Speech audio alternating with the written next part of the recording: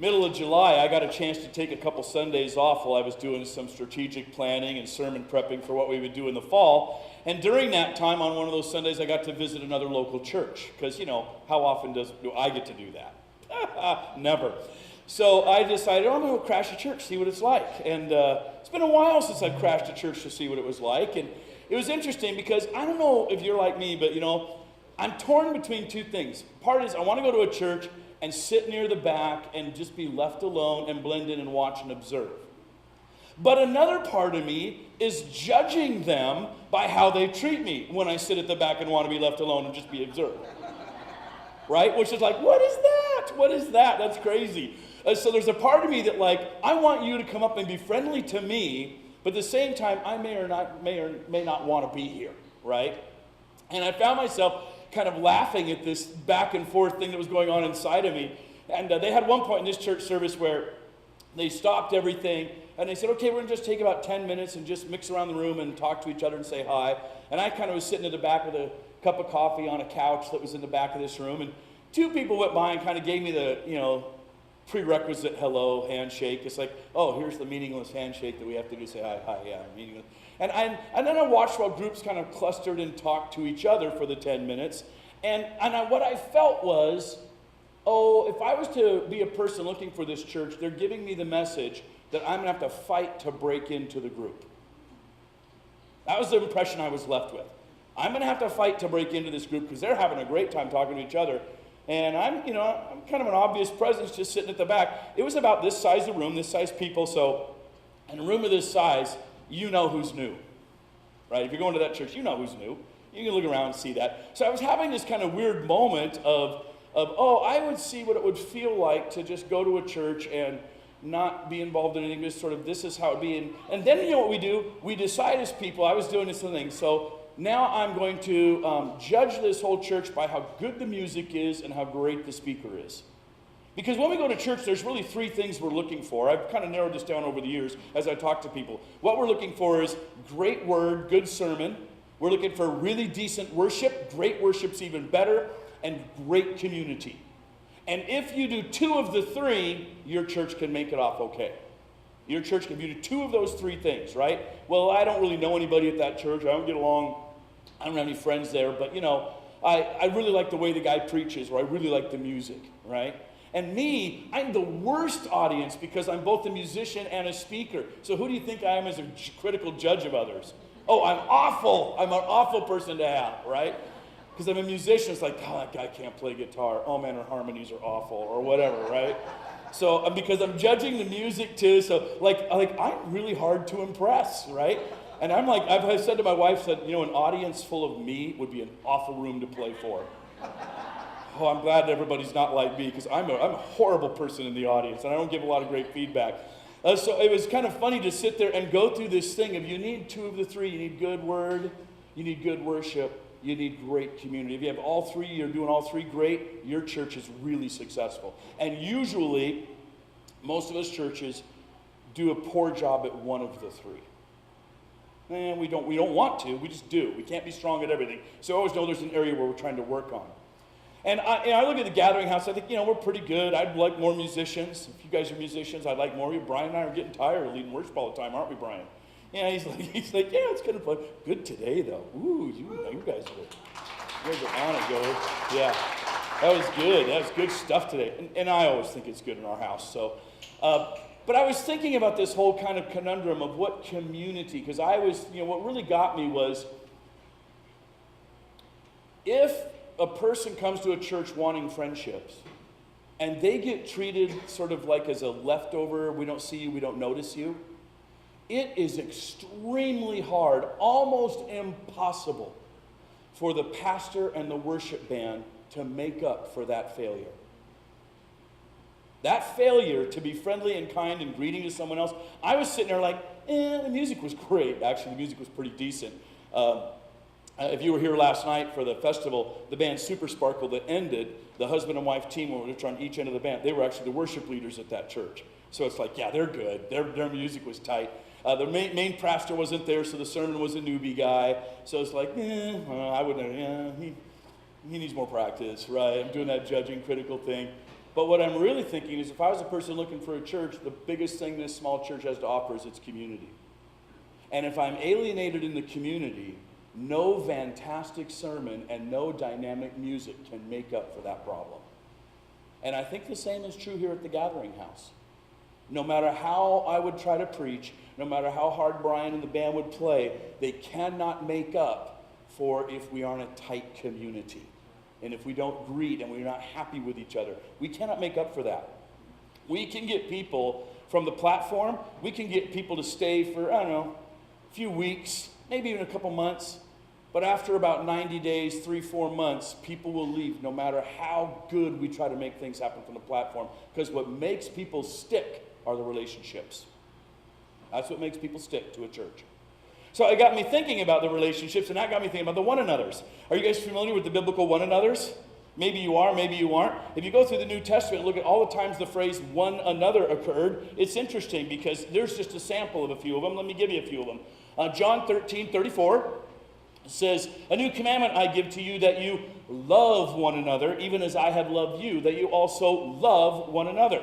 Romans 12:10, "Be devoted to one another in brotherly love. Give preference to one another in honor. Be of the same mind toward one another. Do not be haughty in mind, but associate with the lowly. Do not be wise in your own estimation. Therefore, let us not judge one another anymore, but rather determine this, not to put an obstacle or a stumbling block in a brother's way. So then we pursue the things which make for peace and the building up of one another. Therefore, accept one another, just as Christ has accepted us to the glory of God. And concerning you, my brethren, I myself also am convinced that you yourselves are full of goodness, filled with all knowledge, and also able to admonish one another. For you were called to freedom, brethren. Only do not turn your freedom into an opportunity for the flesh, but through love serve one another. Bear one another's burdens, and thereby fulfill the law of Christ. With all humility and gentleness, with patience, showing tolerance for one another in love. Therefore, laying aside falsehood, speak truth, each of you, with his neighbor, for we are members of one another. Be kind to one another, right? Tender-hearted, forgiving each other, just as God in Christ also forgives you.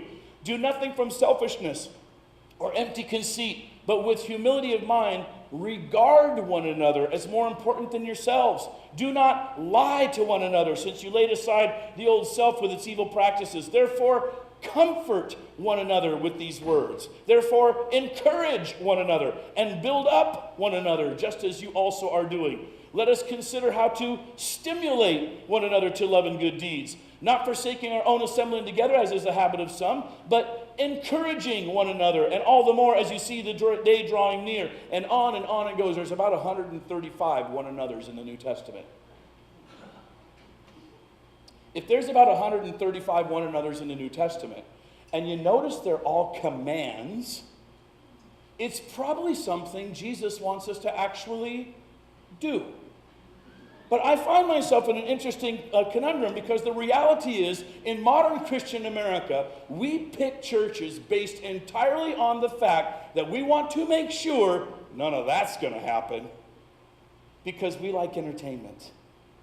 So we go to churches that have the highest entertainment value, right? That's really what we've done in modern America. We know, we pastors have done it. We musicians have done it. We've done that. We've created this high entertainment. You know, what really makes the people connect to God is a smoke machine. We need a really good smoke machine here. Then the Holy Spirit would move, right? I think our light show's a little on the weak side, so I'm talking to Kyle, like, beef something up, man. I want some laser, something from the back maybe that beams down. Then the Spirit would move, right? We want that high entertainment value. We go to church saying, you know what? I want to sit at the back, and I don't want to shake hands with anybody. I want to sit and judge these people, but if they're not friendly to me, I'll judge them. We do that. I did it myself. But we want to make sure somehow none of those one another's are ever really going to happen to me. And at some point, all those one another's are the deal breakers of whether a church survives and whether a community is healthy. And there's our problem, isn't it? We want the high entertainment, but the deal breakers all lie in all those admonish, encourage, build up one another's. And the truth is, in order to do that, we have to get to know each other. Right? We have to get to know each other. Which means we have to pick churches where we get to make friends. And we get to talk to each other and tell our stories and everything. Last week, we began a verse with the series, Mark chapter 12. And in Mark chapter 12, this rich ruler comes down, this guy who's kind of a high-ranking scholar person.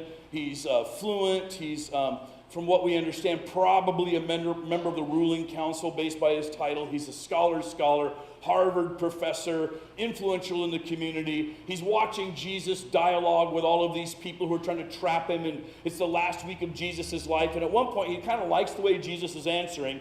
And in Mark chapter 12, he asks him this question. He says, Rabbi, what is the greatest commandment in the Hebrew Scriptures? And of course, Jesus pauses a minute, and he gives him this interesting answer. Mark chapter 12, and we'll be repeating this verse like every Sunday for the next 3 weeks too. In Mark chapter 12, verse 30. And by the way, we supply these blue and white Bibles. If you need one, you can dig it up. It's going to be on page 693. And it says I'm going to pick it up about verse 29. The most important one, answered Jesus, is this. Now, that's pretty good. When the Son of God, who wrote the book, is about to tell you the single most important verse in the entire book, I would say, pay attention. It's probably the single most important thing you could possibly read in the entire Bible, right? Makes sense? Here's what he says. The most important one is this. Hear, O Israel, the Lord our God, the Lord is one. Love the Lord your God with all your heart, with all your soul, with all your mind, and with all your strength. There it is. Single most important one. And then he adds, by the way, the second greatest commandment is this. Love your neighbor as yourself. There is no commandment greater than these. In the Gospel of Matthew, which we'll probably use next week, he also says, all of the law and the prophets hang on these two verses. Meaning, all of the entire Bible does nothing more than explain those two statements. Love the Lord your God with all your heart, with all your soul, with all your mind, with all your strength. And so we're going to unpack today, what does it mean to love the Lord our God with all our heart? Because it's connected to all those one another's. And if you can only do one well, I know how to love God with my soul, I know how to love God with my mind. A lot of us Christians are really good at loving God with our mind. Using our intellect, we're going to study, we're going to read a lot of books, we're going to, check out Hebrew words and Greek words, we're going to read philosophers. We're good with loving Him with our mind, loving Him with our soul. Some of us Protestants are weak on that, some are great, that kind of thing. That's more of the arts and inspiring to worship. Loving God with our strength, that's a lot more of the social justice action, getting out there and doing things and feeding the poor and getting wells dug in Africa. We're good at that. But what's loving the heart? Loving God with all our heart means we have to learn how to love each other. If we can learn to love each other, then all the other stuff is good. And if you can only do one of the four, heart, soul, mind, strength, if you can only do one of them well, pick heart. Because if you can do heart well, all the other stuff falls into place. And if you don't do the relational side well, all the other stuff doesn't work quite as well. It's interesting because God can take a heart and make it come alive. He can take a heart that's alive with love, and He can have it learn more in mind. He can inspire it in soul and worship. He can take a heart that's in love, and it will naturally use its strength. So taking that heart that's in love is incredible.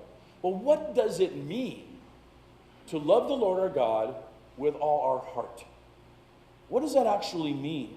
Is that like having a nice affection for God? I have a really nice affection for God. He and I, we feel really close together. And, we like each other a lot. And I can tell that He likes me and I like Him. Truth is, most of us don't feel that way. Most of the time we're like, God, where are you? Right?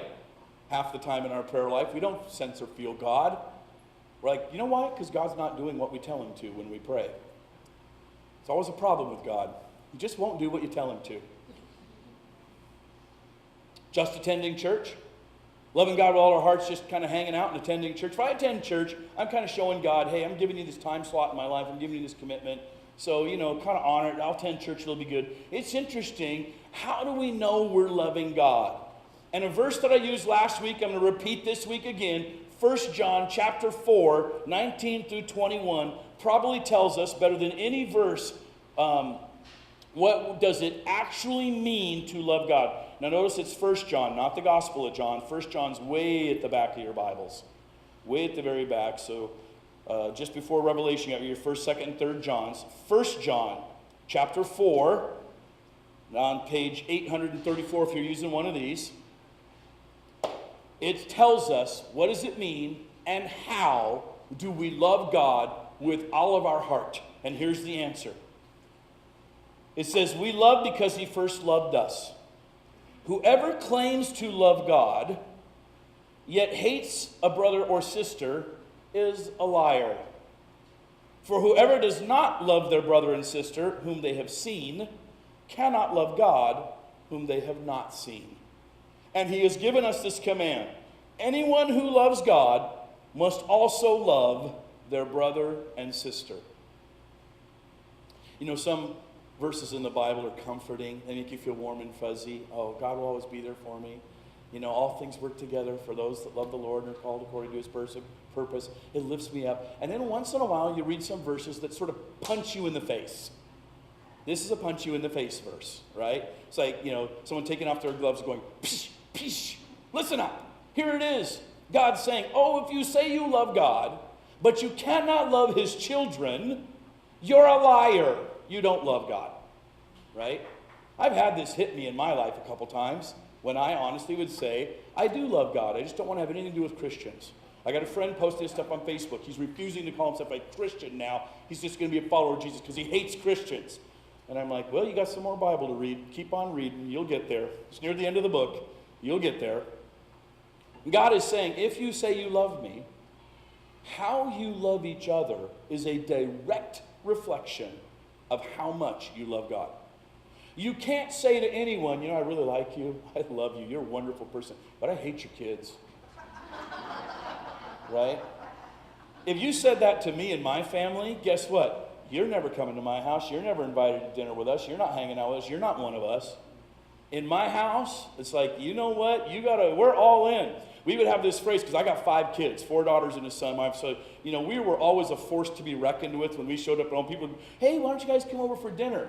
Oh, you don't understand. We're a little marching army. When we come into your house, 7 of us, boom, right? We are a marching army coming to your home. But the one thing is the kids got older and they got bigger, and then you had friendships with them. And I would say at this time in my life, all my kids are in their 20s now, and they are all independently, each and every one of them, fantastic people. Right? They're fantastic. And some of you have met, one of them's backpacking Europe right now, and one's living in Florida and that kind of thing. But we'll bring them home once in a while when they'll sing with us and that kind of thing. But they're all each individually fantastic. So we would have people come over to our house for dinner, adults, and I wouldn't mind whichever kid you talk to. It's wonderful because they're all fascinating.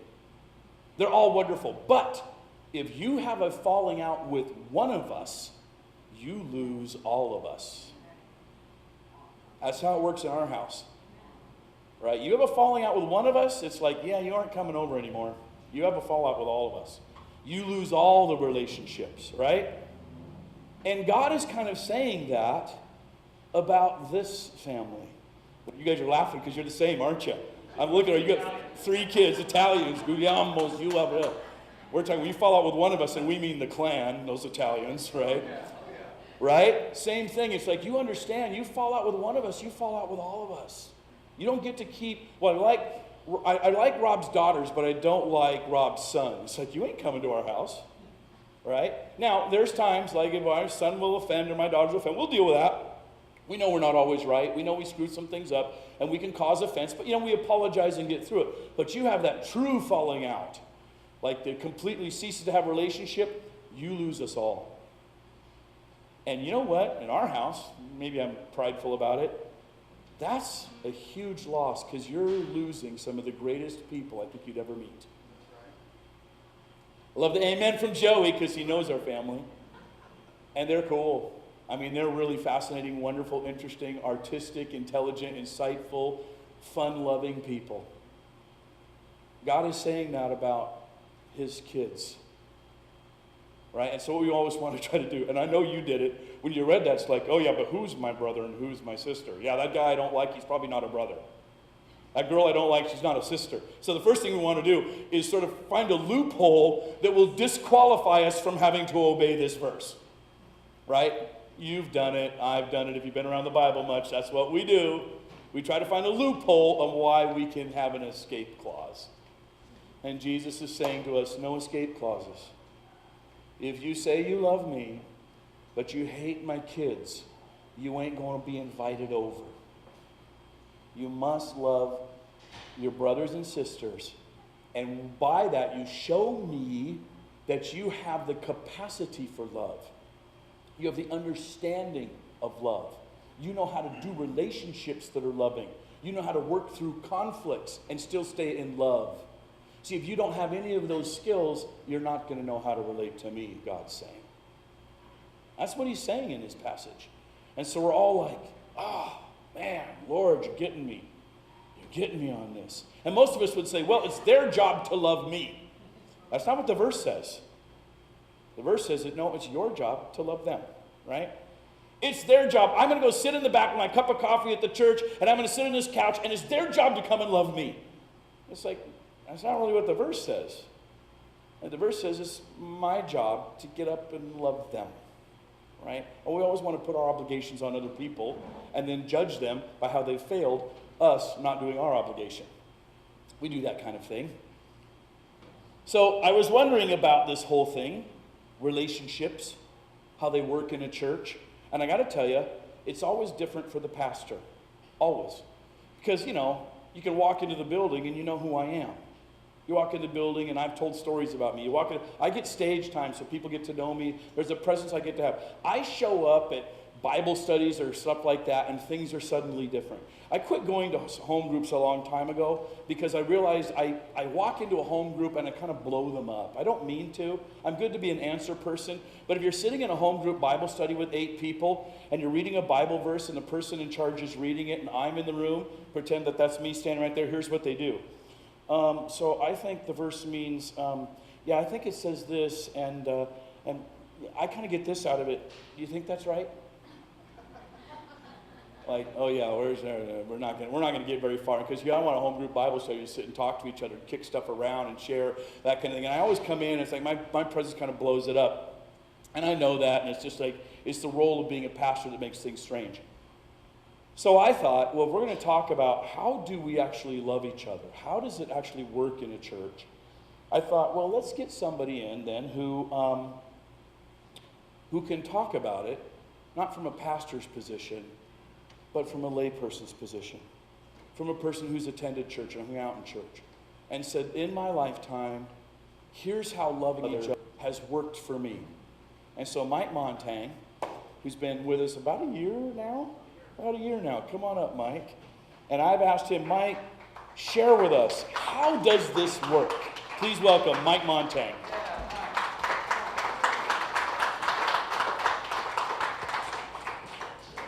Okay, so I want to see, does this work? Can you hear me? Does that work? I just turned it on.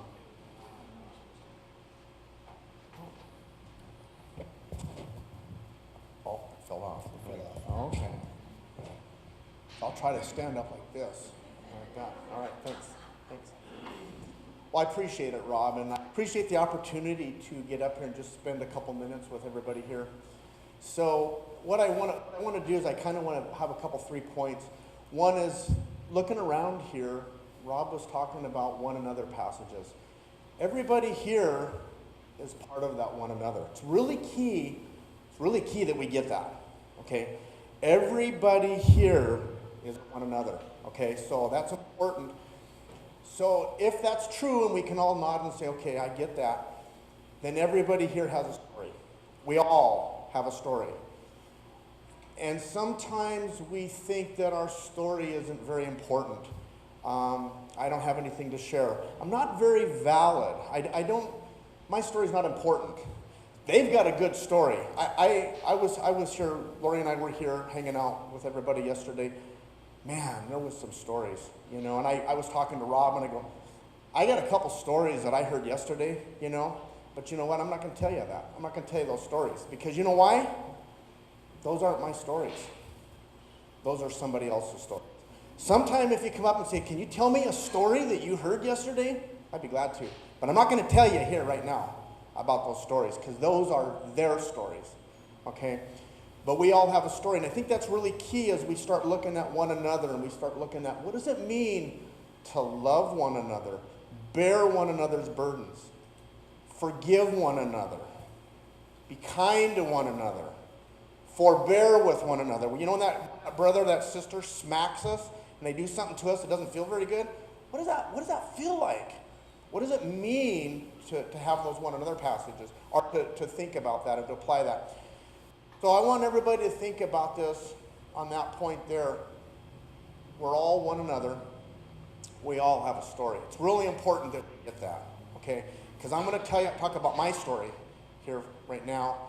But before I get into my story and then get into our gathering groups and what does that look like and what we're doing here and why this is so important, we have to grasp that one another, that we all have a story. Because everybody here has a story. And some of you know my story, and I know some of your stories, but everybody has a story. And God doesn't make junk. We've heard that before.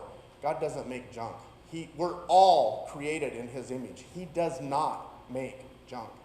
So if we say we don't have a story, my story is not important, what I'm going through in my life isn't important, we're just saying I'm not important to God. And that's just not true. Okay? So we got to get that. We really, really, really have to get that. Okay? That our story is important, and that's important. So now I want to just kind of talk about myself just for a minute. I'll tell you about my story. So, gosh, I wasn't raised in the church. I grew up in a non-Christian home, but I had people around me that were believers. And through my life, I always had people kind of dragging me to Sunday school or dragging me to a youth group. And so I didn't come to the Lord probably until about 20 years old, something like that.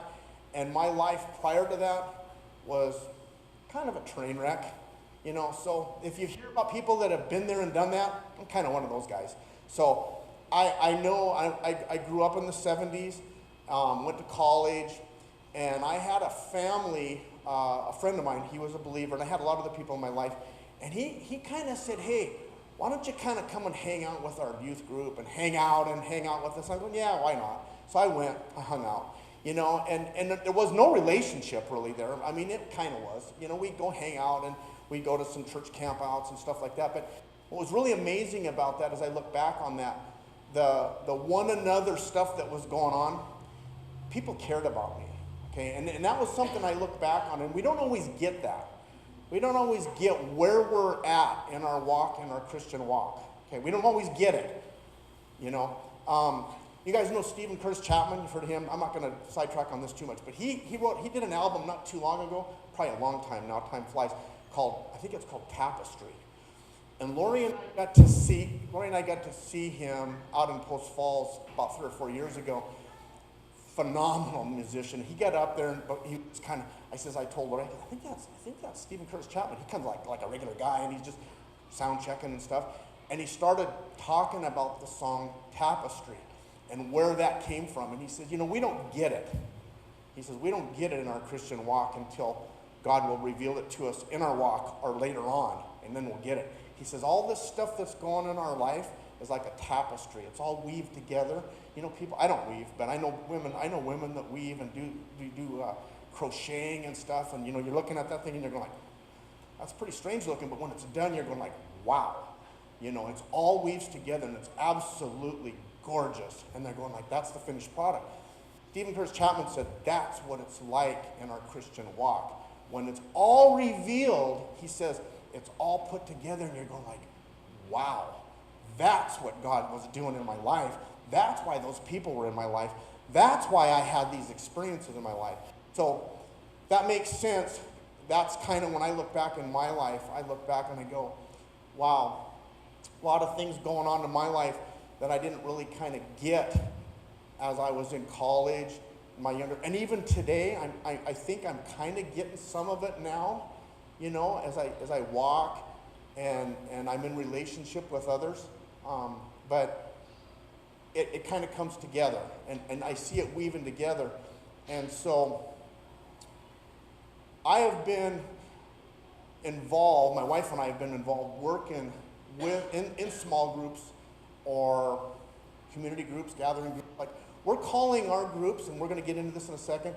We've decided that our groups are going to be called gathering groups. Now, when we say small group, gathering groups, home groups, there's a lot of things that come to mind when we think about that. But keep in mind the one another. Keep in mind the one another that we're doing, because we have led home groups, we've led Bible studies, we've overseen Bible studies, we've overseen groups, we've done a lot. Lori and I have done probably in the last 10 years more on the home group level, working with home groups, working in homes, because we feel Bible studies are great and small groups are great, and whether it's a men's group or a women's group or a singles group or whatever that is, gathering together and sharing life with one another, that's what it's all about, okay? So, but what we want to look at is we want to look at the relationship, what's happening, because I heard, Rob was, those one another passages, I was thinking about that, and it's like, okay, let's have a Bible study, and Rob comes into this meeting, he goes, it's over, because somebody's, they're looking at him, who's that? Okay, so he goes, I think this is what this says. I think this is what this says. What do you think, Rob? And like Rob's going like, dude, I don't really, I'm just here to be involved in this. This is not my study. I want to be a part of this with you. And so in that context, okay, we want to look at everybody being involved, and we want to look at everybody's got something to share. Everybody's got something to share. So what I want to talk about here for a second, okay. Okay, no worries. So, okay.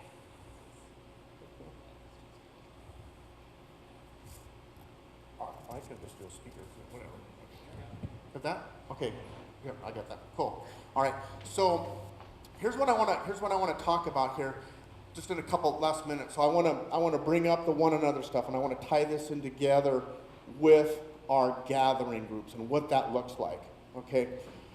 So over the course of the last, like I said, few years, Lori and I have been in smaller churches with smaller groups, and we've been in big churches. We were at a pretty good sized church, a couple thousand plus, where we actually were overseeing several groups, and we had groups from 5 to 6 to 20 to 30, and what we found, the bigger the group, I want to say this kind of, and those of you who've been involved in big groups, the less one another stuff that kind of goes on, because nobody gets a chance to connect and do the things and get to know one another. Okay, I see some nods out there, so I think everybody kind of knows what we're talking about. So one of the things what I want to do is I want to look at, I'm going to call it the DNA. I like that word. I was telling Lori, she goes, I don't like that word DNA. Well, I like it. Okay. so the DNA of a group, the DNA of a home group or a gathering group. Number one, we got to realize whether it's a Bible study, a women's, whatever it is, doesn't really matter, but we're gathering together. This is a safe place. Okay. It's really, really key that we know that when we gather together, that it's a safe place. Okay. And it's confidential, okay? So everything that is shared within that group, everything that goes on, it stays right there, okay? It's a confidential group. It's safe. It's really safe. We want to encourage that everybody in the group gets a chance to share. Everybody, okay? A lot of this falls on the group leader. It will, but everybody gets a chance to share, okay? What we want to do is we don't really want to talk over one another. And that a lot of times when you get in a group, everybody loves one another. There's a lot of stuff going on, but somebody's got something to share, and oh yeah, boom. And pretty soon you ever been in a group where somebody talks over another person, and then all of a sudden it's just kind of chaotic, and that person had a story, and you're going like, okay, that's lost. Like, whatever that went, that kind of went sideways. So we want to not talk over one another, and we want to give everybody a chance to share their story. The other thing that's really important, We're not there as a gathering group. We're not there to fix one another. And that's really, really key, and I mean that lovingly, and I mean that sincerely. But a lot of times we'll be in a group, and we've all got stuff going on in our life. A few weeks ago, Rob was talking about, I think it was like, if you're over 50 years old or something like that, and you've never had a train wreck in your life, it's coming, you know. There's a lot of us that have had train wrecks in our life and everything, and there's stuff going on. But the most important thing to know is that, you know, everybody gets a chance to share, but we're not going to fix your train wreck. We're going to listen. We're going to love you. We're going to love one another. We're going to validate you. So really important. That's a real, real important key there. The other thing that's important, we encourage transparency. And that's really, really key. You know, when I started, I talked about everybody has a story.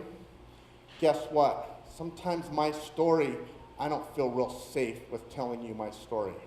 Okay? It's not real safe. Okay? So we encourage transparency. That is going to be modeled by our leaders. Our leaders, our home group leaders, our gathering group leaders, they're going to model that transparency. Okay? So we want, and that's important. That's important to know that the transparency part. The objective, what's the objective of us gathering together? You know, Rob has all these one another passages up here, and those are great. But okay, so what? So what? What's the goal? Why do we want to be transparent? Why do we want to share with one another? Why do I want to tell you about the train wreck in my life? Why do I want to tell you about my hurts and my sorrows and my challenges? And really, if I want to be honest, why do I want to listen to your stuff? I got my own stuff. You know, why? What's the goal? The goal is that we want to grow up, and we want to mature, and we want to be more like Jesus. Because if you think about that, what would Jesus do? You remember that book, that thing, that what would Jesus do? How would he be in a group? If we're sitting around, I mean, just look at the Gospels. Just look at the stories. How does Jesus react? How would he react in these groups? He would be loving. He would, you know, he'd probably, at some time, as Jesus, and he might have a word of don't, or, but more, I see more loving, more compassion, more understanding, you know. I would hear a go and sin no more, maybe. But that's, you know, that's an admonishment. That's Jesus, and we have to do that in love, you know. So that's really important. That's really important to know, to understand that piece of it. The other piece is that a lot of this, and this has to kind of, it ties in with who we are, okay?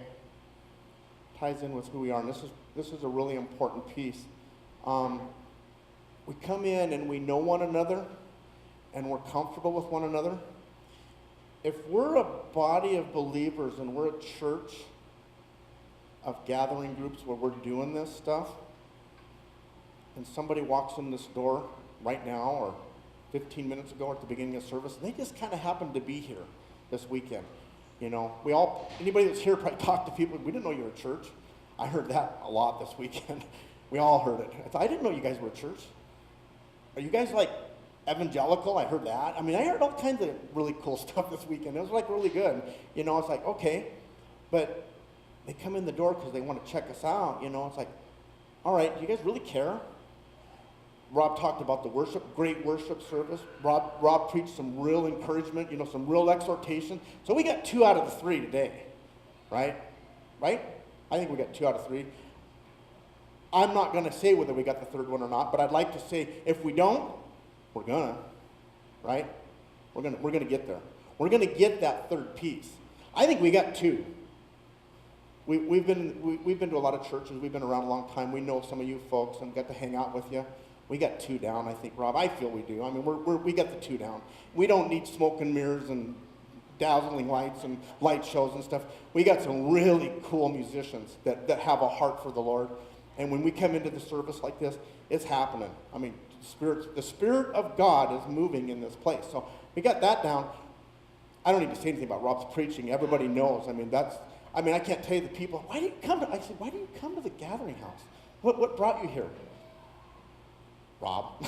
I mean, it is what it is, Rob. I mean, a lot of people come to hear you, and you do a great job, but a lot of people, you know, they don't get a lot better than Rob as far as, and we've heard it. We've heard other people come in and say the same thing. So we got 2 out of 3 nailed.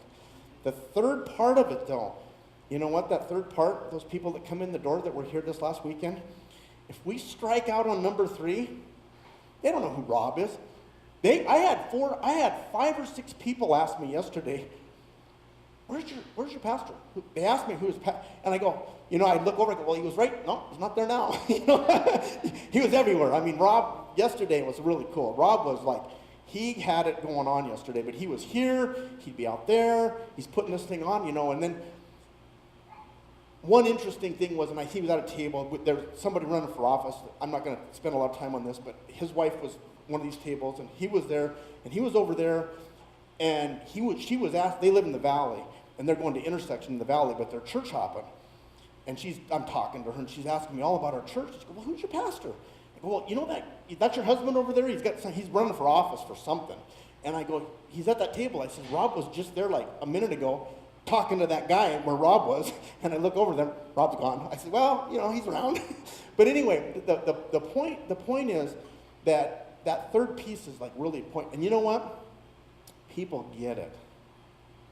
If we don't think that people get it, we're fooling ourselves. If they come in this door and they look at us and they know we don't care. They know. People know if you care. They know. They know. People know. And so we can't, that's a part of the heart that it can't be faked. I mean, you can't fake the heart part. It's really, that's a real critical piece. So that starts in our groups. That starts with one another stuff. It starts with all the stuff that Rob's talking about. Probably over the course of the next month, we're making, it's a big emphasis for us as gathering groups. The board's been talking to Rob, we've all been talking about it, and there's gonna be a big emphasis. So what you're gonna be seeing, and I'm kind of the point guy here, don't be surprised, and I know some of you, but some of you I don't know. I've seen your face, but I don't know who you are.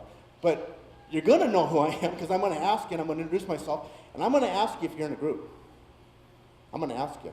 And that don't feel threatened if you're not, you know, but feel encouraged to say, I want to be in a group.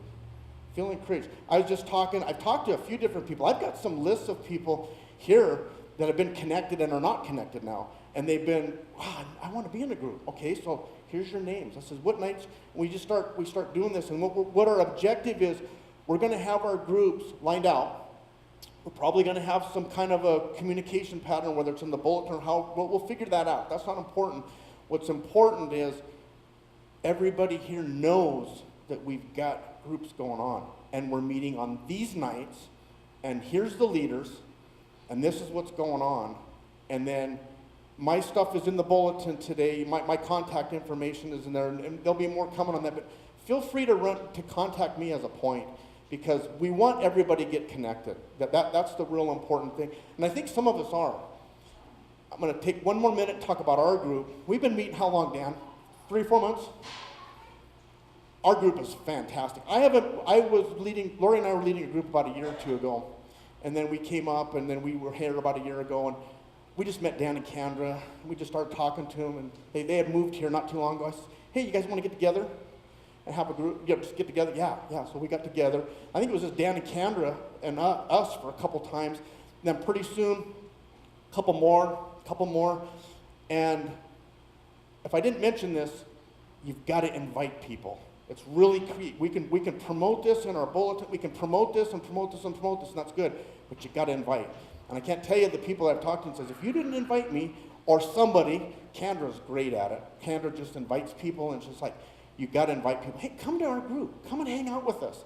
And the personal invite makes a big difference. But I want to leave us with a scripture, Proverbs 27:27 or 27:17. Iron sharpens iron, and so one man sharpens another, or one woman sharpens another.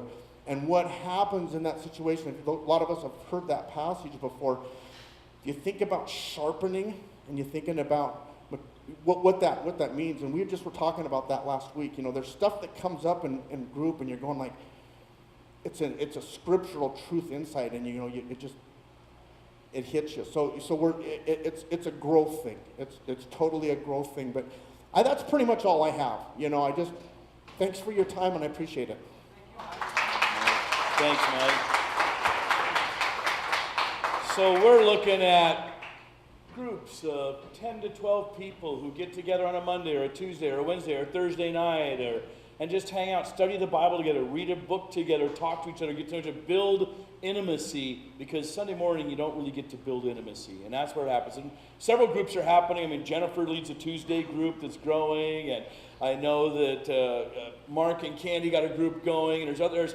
Anetta's got a great 20s, 30s group going. So there's already some. It's like, and let's be honest, here's what really happens. You're like, so I'm going to get together with some people from this church on a Tuesday night and study the Bible with them. I'm going to have two considerations, like when does it meet and where? That's one. And the other consideration is I want to look at the person leading the group to see if I'd be friends with them. Let's not kid each other. We do that, don't we? Let me size you up first. Let me have a look at you, and I'll decide whether or not I think you're cool or whatnot. We do that. We shouldn't, but we do it, because sometimes the people who don't look like who we'd be friends with actually end up being the coolest people in the world. So what we're going to be doing is kind of featuring some of those groups and telling you who they are and when they're meeting and enfolding you in, and whether they meet in the valley or on the north side or whatever. I mean, we've got a bunch of them happening right now, and we want to start articulating more. Hey, if you aren't in a group and you want to start learning to go deeper with people in your walk with Jesus and in knowing who he is, that's the best place to do it. This is a good spot to sort of get lifted up on Sundays, but the real depth, the one another depth, is going to happen in those gathering groups. So we'll talk about that over the next few weeks. I wanted to close this service with some comments from Stacy Chastain. I love Stacy. She's adorable. And I can do this because she's not even here today. She got burned out yesterday working so hard. But she's got this gift of hospitality. She's one of those people that when people walk into our church, her radar scope's up for who's new, who does she not know. She'll talk to anyone. She's great. She's a phenomenal story herself. As Mike said, she just she'll kind of lay her own story bare, and she's really cool. And I was asking her, I said, so Stacy, we have this whole gathering group thing going where people will begin to know each other better and develop intimacy through these home Bible studies and things that we're going to do. But what about just walking in here on a Sunday morning or other times of the week? What about just that? What do you think is the cool stuff for that? And she gave me this list of, I don't know, I have like 10 ideas for how to improve things. But before she gave me the ideas, she wrote me this email. And I got to read this to you because it's just beautiful. It encapsulates everything. She asked me this. She says, are we, in all caps, intentional about building community? It's not just the first-time visitor, but the uncommitted, occasional attendee that often does not feel welcome and connected. It is vital to ensure that everyone becomes permanent fixtures in our church. God is clear on the importance of community in his word. So as God's beloved children, it is vital that we are the hands and feet of his Son. It is vital we help make any newcomer in our congregation feel special, seen, and loved. For Christians, being in community with one another can be super uncomfortable. I think most of us realize that relationships are important in our walk with the Lord, and we need community, but often we're not sure of how it's supposed to look, or we may altogether miss the real importance and priority of community. I think we all know we're all sinners, and even after following Jesus, we're still sinful. Well, that means people are complicated. Relationships are messy, and because of our own issues, mostly from the past, it's just easier to remain in isolation and avoid community. We may think going at life alone is really the answer when it's not. While it may seem easier not to be involved with people and their sometimes conflicts, God designed us for community relationships. How true is it that we all need the church to help us grow in our walk with the Lord? If no one is ever around you, how will you get poured into? And how will you pour into people? The evil one would love nothing more than to keep us in isolation. That is where he will deceive us by telling us, you're not good enough. You're probably not a Christian. You're better than those other people and you don't need them. She says, don't believe his lies or your own lies, telling yourself things that are easier without community. Whoever isolates himself seeks his own desire. He breaks out against all sound judgment. Proverbs 18:1, she quotes. We should be asking, what is the real purpose behind community, and exercising the purpose as a priority as Jesus did. Jesus said the world will know that we're his disciples by the way we love others. There is more at stake in regard to community than our preferences, but rather it's a calling to which the Lord has given us to be obedient. As we love others and do life with them, the world will take notice. People will be messy and complicated and often unlovable. So that's a pretty big reason to love them. Because while the world would walk away from such people, Christians should draw near. She quotes 1 Corinthians 12:14. A new commandment I give to you, that you love one another just as I have loved you. You also are to love one another. By this, all people will know that you are my disciples, if you have love for one another. John 13:34-35. For the body does not consist of one member but of many, 1 Corinthians 12:14. And then she quotes from this book that was powerful for her. It's from a book called She Reads Truth, Songs for the Road, the Psalms of Ascent, Day 18, Bible Study, the sweetness and rarity of true community. Here's what it says. The Christian life is a climb, a journey of constant growth and sacrifice and trusting God for what we cannot see. We are pilgrims, but we're also disciples, always moving and always learning. The Psalms of Ascent, Psalms 120 through 134, were sung by worshipers as they made the journey up to Jerusalem for the annual feasts. The pilgrim disciple celebrates how good it is when her brothers and sisters dwell together in unity, meaning it is rich and pleasurable. There are two kinds of pleasure, the kind we seek only for ourselves and the kind we seek as part of belonging to a community. This second kind requires vulnerability and intimacy, trust and laying down of self. Finding unity with others takes work as well as risk. It is something we celebrate because it is both rare and good. That's beautiful. And then I didn't bring it, but she's got a whole page of 10 ideas she has. Here's 10 ideas of things I would change if I were in charge. And then I'm sitting like, we want you to be in charge, Stacy. Take over, tell us what to do, right? We've said for a long time here at the Gathering House, and we still believe this, your starting point gets to be your starting point. Whatever has happened to you in the past, wherever you've been, whatever you've done, whatever has gone on, you don't have to as soon as I get myself cleaned up, I can jump into the Gathering House community. Our rule is no. You don't have to become something else to start. You start where you are. However you are, whatever has happened to you. We have people sitting in the room who battled drug addiction. We have people sitting in the room who still are.